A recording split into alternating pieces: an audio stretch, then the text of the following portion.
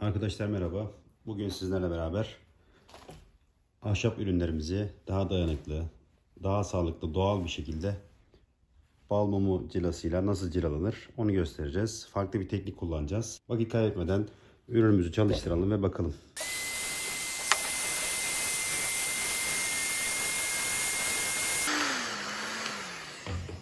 Evet arkadaşlar, birazcık erittik. Onun bir tanesini de böyle döktüğümüzde uygulayalım bakalım.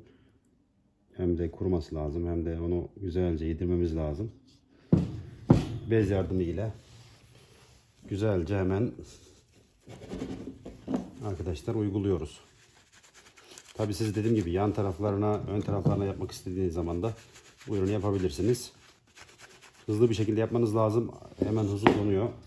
Diğerlerine devam edelim arkadaşlar.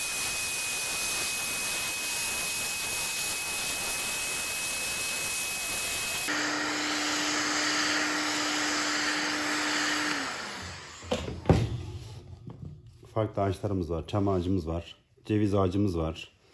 Sonra burada güzel bir zeytin ağacı. Burada tekrardan yine kayın ağacı, gürgen ağacı. Ve burada da en son olarak da meşe ağacımız var. Onlarla ilgili tekrardan hepsini deneyelim. Bir bakalım hangisinin böyle daha güzel modelini çıkaracak. Ona göre ayarlamış olalım. Görüyorsunuz arkadaşlar, hemen donuyor. Mükemmel bir şekilde şu anda içine nüfuz etmeye başladı. Ve biz bunu devamlı bu şekilde yapıyoruz.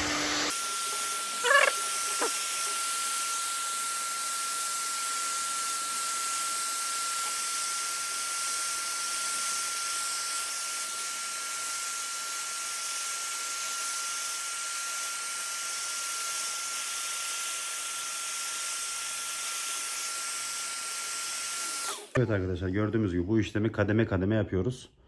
Ki tekrardan dediğim gibi iyice içine nüfuz etsin. Ve artık ahşaplarımız daha sağlam, daha doğal.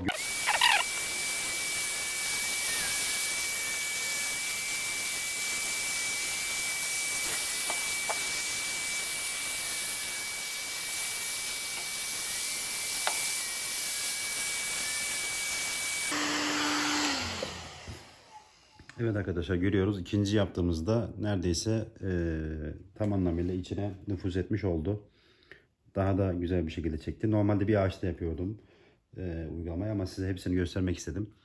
Yani bir ceviz ağacında tornada işlediğimiz ürüne kesinlikle yapmanızı tavsiye ederim. Çünkü torna makinesinde ne kadar incelirse ürün ve fırınlanmamış bir ürünse kesinlikle çatlama ve kırılma yapar. Hatta şöyle söyleyeyim.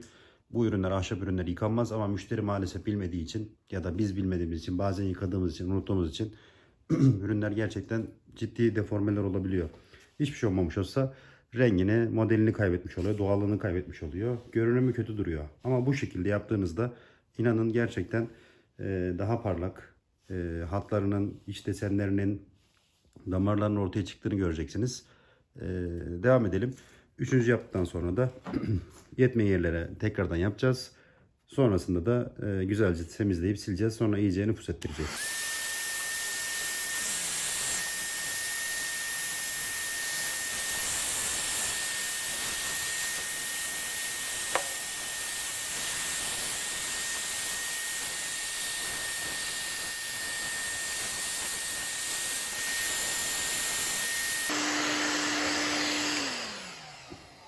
Evet arkadaşlar, böyle kademeli bir şekilde ürünümüzü bal mumuyla yağladıktan sonra, üzerine serdikten sonra donuyor. Donduktan sonra ısı tabancasıyla biz tekrar eritiyoruz.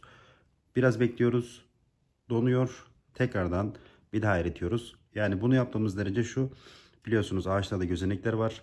Genleşme anlamında sıcaklık ve soğukluk tersinde yani aldığında içine nüfuz ediyor. Ve boş olan yerleri daha sıkılaştırıyor. Bu gerçekten uzak doğuda kullanılan bir formül. Gerçekten ben normalde bayağıdır kullanıyorum ve çok faydasını gördüm. Yani dediğim gibi ben burada 1, 2, 3, 4, 5 tane ürünü bir arada, ağaç çeşidini bir arada yapmak istedim. Onun için biraz dağınık oldu. Ama hepsindeki renkleri, modelleri görelim ki bize bir fikir edinmiş, bilgi etmiş olsun. Tekrardan son hamlemizi yapalım.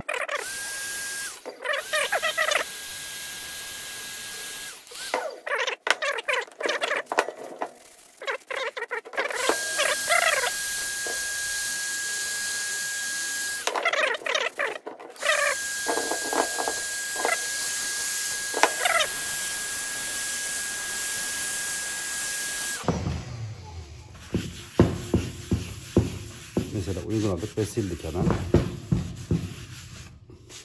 Yani şu anda bile gerçekten, yani şöyle düşünün, şu halden direkt bu hale geldi. Ve bu gerçekten ciddi anlamda yıkandığında bile, su aldığında bile hemen hemen çıkmıyor arkadaşlar. Yan taraflarına çok uğraşmadım, video çok uzun olmasın diye. Şimdi diğerlerine geçeceğiz.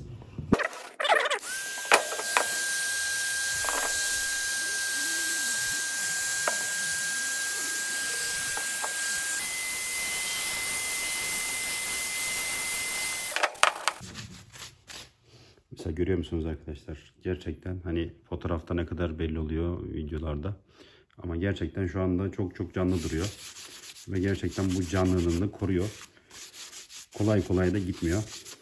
Bunu da bu yanına koyduk hemen. Şimdi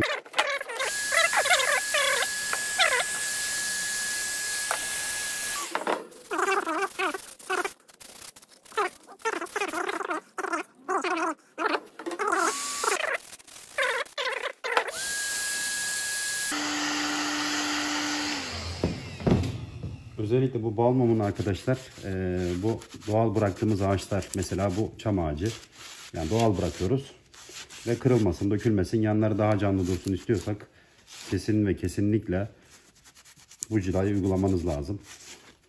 Yani şu hali gerçekten çok güzel. Mesela çam ağacı biraz zor bir renktir, renk hemen hemen renk almaz, ama şu rengi görüyor musunuz? Yani gerçekten çok güzel.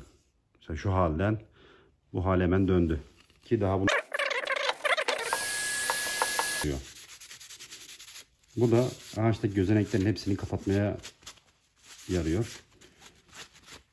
Ya zaten normalde kullandığımız bu cilalar, wood cilası dediğimiz, yani ahşap cilası dediğimiz ürünlerin hepsi bal mumundan yapılıyor.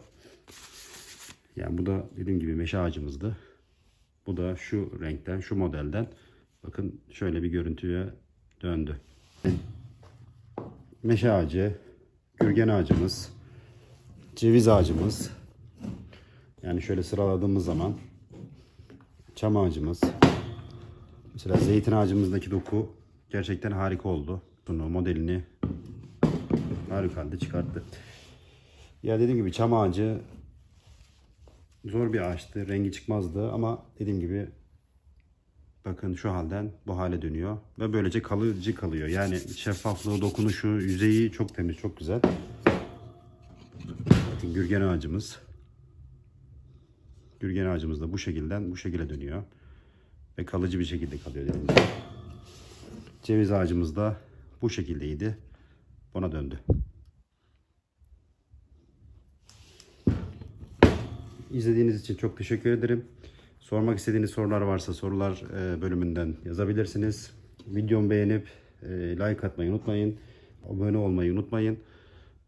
Bir başka videoda görüşmek üzere. Hoşça kalın.